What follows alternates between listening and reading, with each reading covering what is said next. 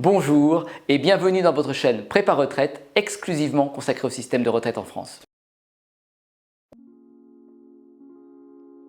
Le régime de retraite des avocats, qu'ils soient salariés ou libéraux, est géré tant pour la retraite de base que pour la retraite complémentaire par la CNBF, la Caisse nationale des barreaux français. Initialement intégré à la CNAFPL, ce régime a pris son autonomie dès 1954. En matière d'âge, de durée d'assurance ou de décote sur cote, les dispositions appliquées aux avocats sont identiques à celles du régime général. Leur durée d'assurance requise dépend de leur année de naissance. Ils peuvent liquider leur retraite à 62 ans, 64 ans après la réforme, et sont exemptés de décote à 67 ans. Pour leur retraite de base, les avocats paient 3 types de cotisations. 1.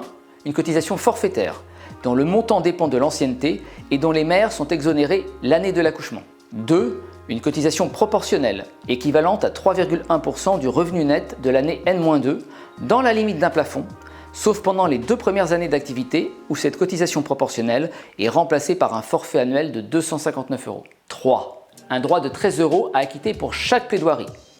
Mais si en fin d'année, la somme totale perçue n'atteint pas un tiers des dépenses du régime de base, avocats et cabinets doivent compléter à hauteur par une contribution d'équilibre. Notez que les avocats salariés ne paient que 40% de ces cotisations.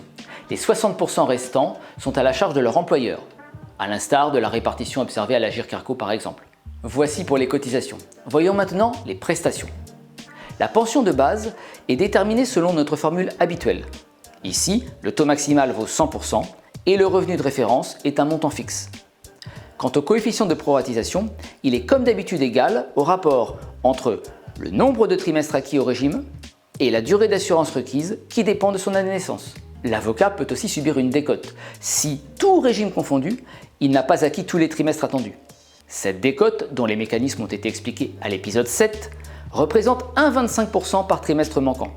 A l'inverse, en cas d'exercice au-delà de l'âge légal et au-delà de la durée d'assurance requise, une surcote de 1,25% est accordée par trimestre supplémentaire, à laquelle s'ajoute, lorsque vous avez plus de 220 trimestres à la CNBF, une majoration fixe. Enfin, les avocats, tout comme les professions libérales, ne bénéficient pas de la majoration de 10% à compter de 3 enfants. Mais ce point évoluera pour tous après l'application de la réforme de la retraite. Après la retraite de base des avocats, voyons maintenant leur retraite complémentaire.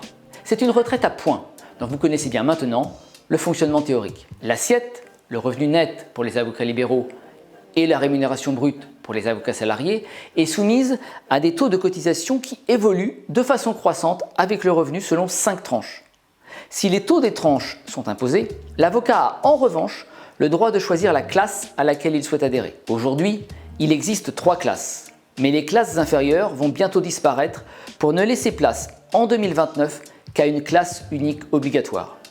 Cette évolution, tout comme la baisse du taux de rendement également programmée, ont été entérinées par la réforme de ce régime décidée en 2015, conséquence notamment de la forte dégradation du ratio cotisant sur retraité qu'il subit. Mais revenons au calcul des cotisations. Et prenons l'exemple d'un avocat au revenu net de 100 000 € en 2021 et qui choisit de cotiser en classe 3, celle qui restera en 2029. Lui seront appliqués les taux de cette classe au fil des tranches de revenus jusqu'à 100 000 €. Au total, les 9 534 € de cotisations payées lui permettent d'acheter des points proportionnellement à la valeur d'achat de ce dernier. En 2023, cette dernière étant d'un peu plus de 11 €, cela lui ferait près de 854 points dans sa besace. Notez aussi que ce régime complémentaire ayant été créé en 1979, les avocats qui ont débuté avant peuvent obtenir 120 points gratuits par année d'exercice avant cette date, dans la limite de 3000, voire un peu plus parfois. Ayant traité l'acquisition des points, voyons maintenant leur valorisation. Comme pour tout système à points, le montant de la pension est égal au produit du total des points acquis par la valeur de service du point l'année de liquidation.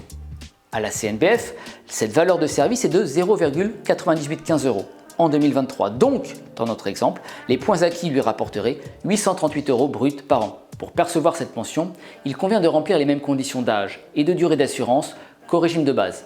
Et une décote similaire peut aussi vous être appliquée. Ah, il est temps de conclure. Durant cet épisode, nous avons détaillé le fonctionnement des 2 niveaux de retraite des avocats, qu'ils soient salariés ou libéraux. Pour leur retraite de base, nous avons vu les différentes cotisations payées, les périodes permettant d'acquérir des trimestres et la formule de calcul appropriée.